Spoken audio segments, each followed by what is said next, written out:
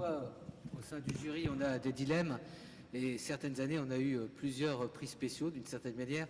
Là, on a eu un prix coup de cœur.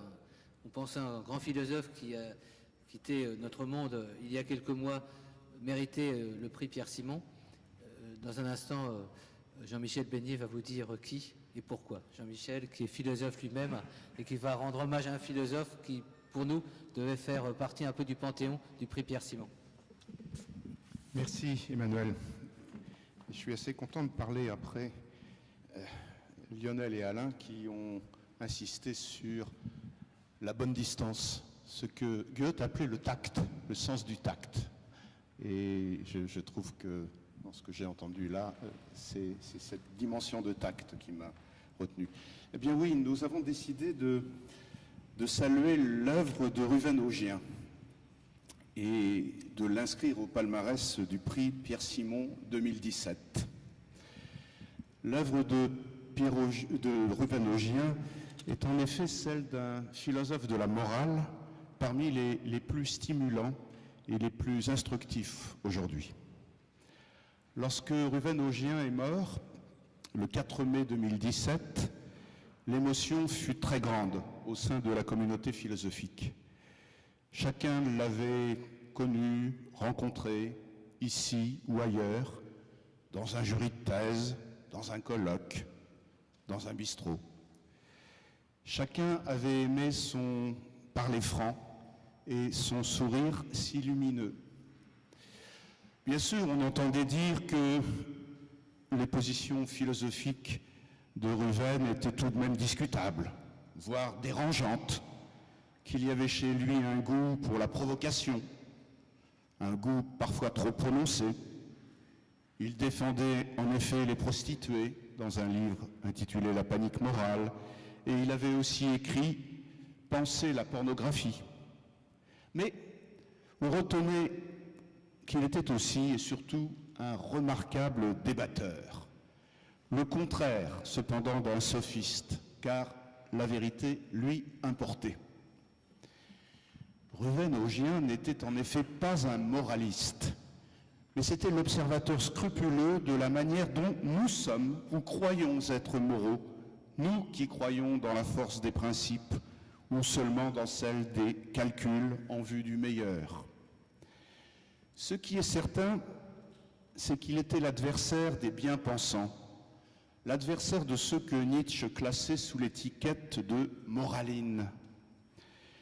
L'opposition entre les déontologistes et les conséquentialistes, le conflit entre ceux qui mettent la justice au-dessus de tout et ceux qui choisissent le bien comme principe inconditionnel, tout cela lui paraissait trop étroit, trop dogmatique de toute façon.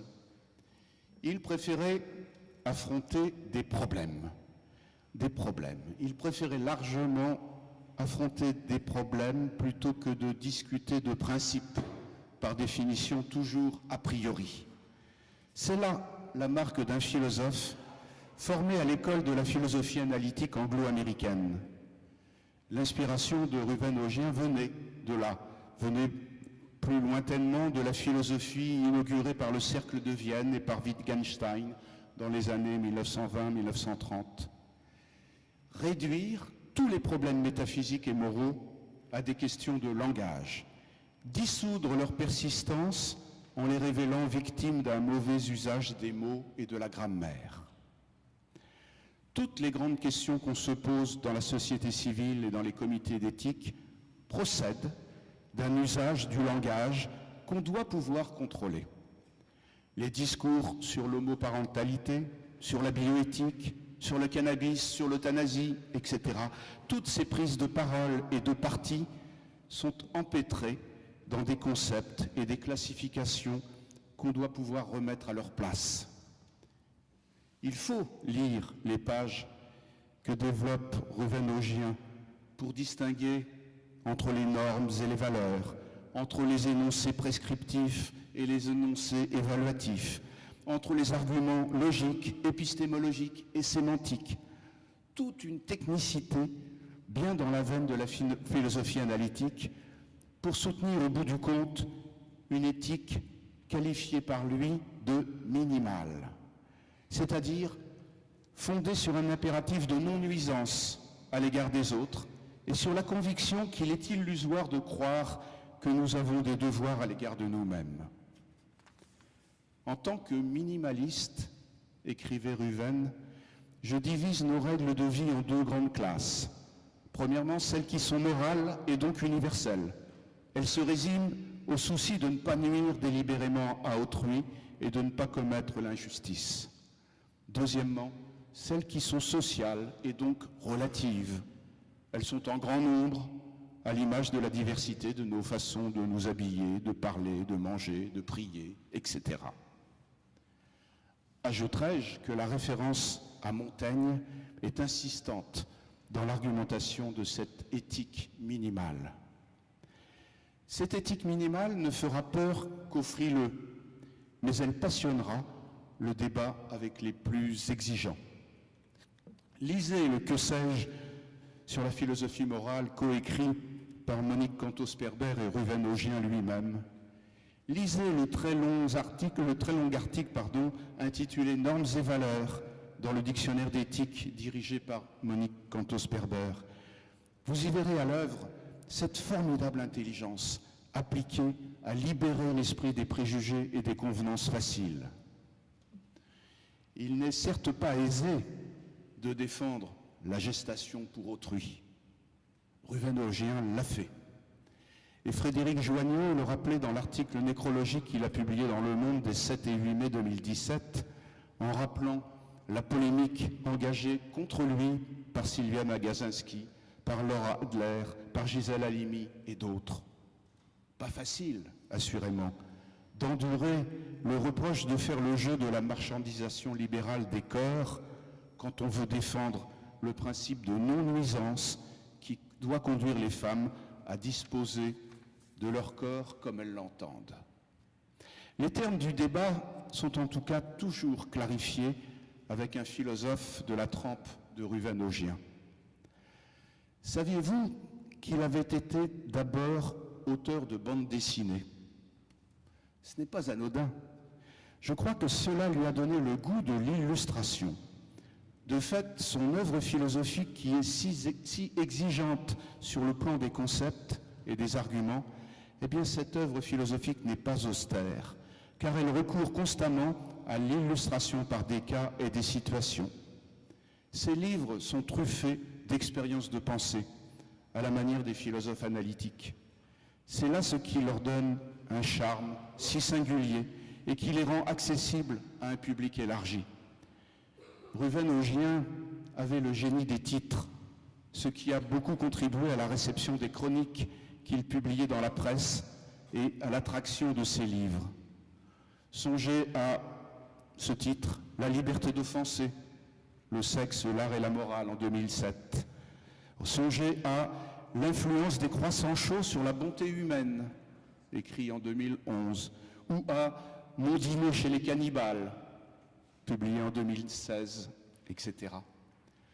Avant de mourir, Ruven Augien a publié « Mes 1001 nuits », dont je ne dirai rien, sinon qu'il affronte avec détermination dans ce livre la perspective de la mort, de sa mort, sans provocation, sans bravade, mais avec l'intention de rejeter le dolorisme auquel cèdent souvent les moralistes maximalistes, toujours soucieux de justifier l'injustifiable.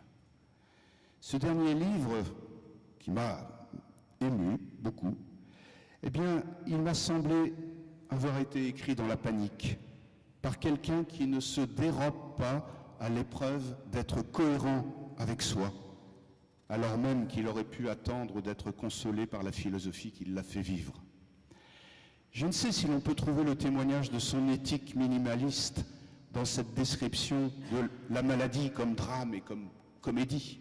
C'est le sous-titre de cet ouvrage. Mais j'y lis en tout cas l'expression de la vulnérabilité qui donne son sens à toute éthique véritablement humaine. Merci.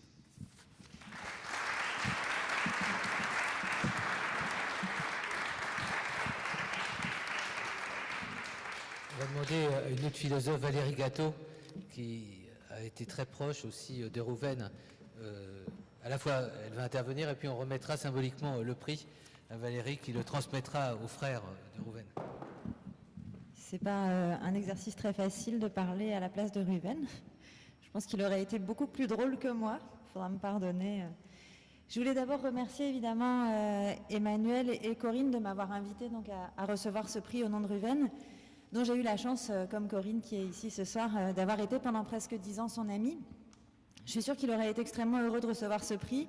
Je suis moi-même très honorée de le recevoir en son nom, même si évidemment j'aurais préféré qu'il soit là pour le recevoir, avec cette grâce si particulière qui mêlait modestie, humour et un grand sérieux philosophique, et qui faisait de lui cet être si particulier. Comme ça a été dit, Rouven défendait une conception minimaliste de l'éthique selon laquelle la morale peut se réduire au principe de ne pas nuire aux autres, ce qui signifie que nous pouvons mener notre vie comme nous le souhaitons, sans devoir envers nous-mêmes, tant que nous ne nuisons pas aux autres.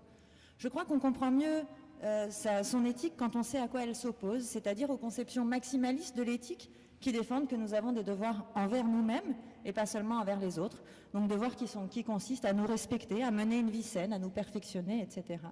Et morale qui s'oppose aussi, ou éthique qui s'oppose aussi aux différentes formes de paternalisme qui défendent qu'on peut limiter la liberté des personnes au nom de leur propre bien. Rouven a appliqué, donc comme ça a été dit juste avant moi, cette conception de l'éthique à de nombreuses situations dans les champs bioéthiques, moraux et politiques, relations amoureuses, mariage pour tous, gestation pour autrui, enseignement de la morale laïque et commerce des organes. Ces thèses ont en effet été critiquées parce qu'elles conduisent à des positions qu'on considère souvent comme contre-intuitives et parfois provocantes, comme celle de la liberté de vendre son corps. Mais elles ont toutes consisté, à mon sens, à promouvoir l'argumentation philosophique rigoureuse et à contester le recours à la morale lorsqu'elle est utilisée pour blâmer les victimes d'injustice, migrants, pauvres, malades, prostituées, à leur faire porter la responsabilité morale de leur situation ou à les priver de leur liberté au nom de leur propre bien. Bref, Rouven invitait la philosophie à rester attentive à nos tendances au jugement et au moralisme dans ce qu'il a précisément d'injuste. Avec humour et modestie, mais prenant toujours appui sur une argumentation affûtée, je crois qu'on est tous d'accord là-dessus, Rouven invite, il me semble, dans chacun de ses livres à une réflexion philosophique accessible, joyeuse et engagée. C'est pourquoi, comme tous ceux qui sont là, comme Corinne l'a fait avant moi, je crois que je vous invite à lire et à relire ces livres. Il nous reste en effet ces livres.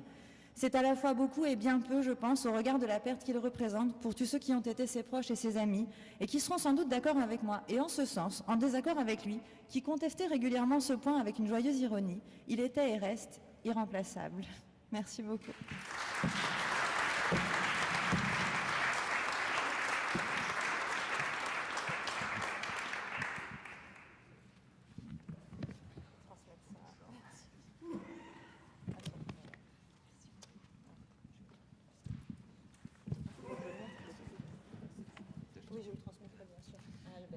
Pour les gens qui ne sont pas les initiés de la grande philosophie française, la fameuse Corinne, c'est Corinne Pelluchon, philosophe ici présente, qui aurait pu aussi, j'allais dire, prononcer un hommage, mais qui est un membre éminent du prix Pierre Simon et qui sait nous inspirer comme il faut et qui fait aussi partie de l'école maintenant de Marne-la-Vallée. On va tous s'y inscrire. En tous les cas, dans ma prochaine réincarnation, je ferai mes études de philosophie à Marne-la-Vallée pour bénéficier de ces bels enseignements qui permettent de faire des thèses aussi appréciées.